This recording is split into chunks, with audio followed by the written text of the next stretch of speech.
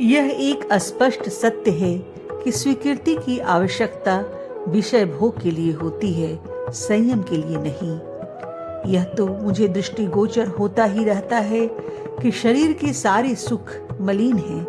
हमने इस मलिनता को ही सुख मान लिया है।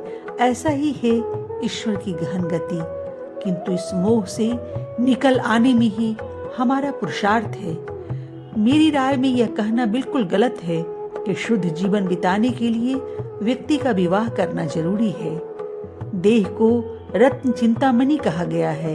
यदि हम ईश्वर प्रायण रहें तो सच ही उसे रत्न चिंतामणि बना सकते हैं।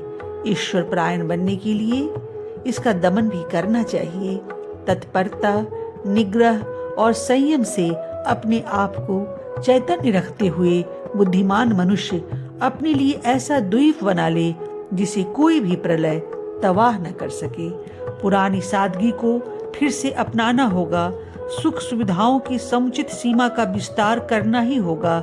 शरीर पर आत्मा हावी हो गई है। पूर्ण आयु 100 वर्ष से भी अधिक हो सकती है, मगर कितने ही वर्ष हों तो भी काल चक्र अनंत है और उसमें मनुष्य एक आयुष्य की गिनती एक बिंदु का करोड़वां भाग भी नहीं है।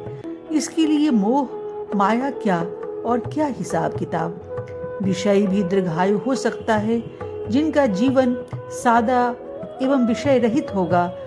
अधिकतर वे दीर्घजीवी होते हैं। जिस प्रकार मेरा मानना है कि सत्य और अहिंसा मुट्ठी भर लोगों के लिए नहीं है, बल्कि सारे मनुष्य समाज के लिए रोजमर्रा के व्यवहार की चीजें हैं, ठीक उसी तरह संयम थोड़े से महात्माओं के लिए नहीं बल्कि सभी मनुष्यों के लिए है। संयम पालन बिना स्त्री या पुरुष अपना नाश ही करेगा।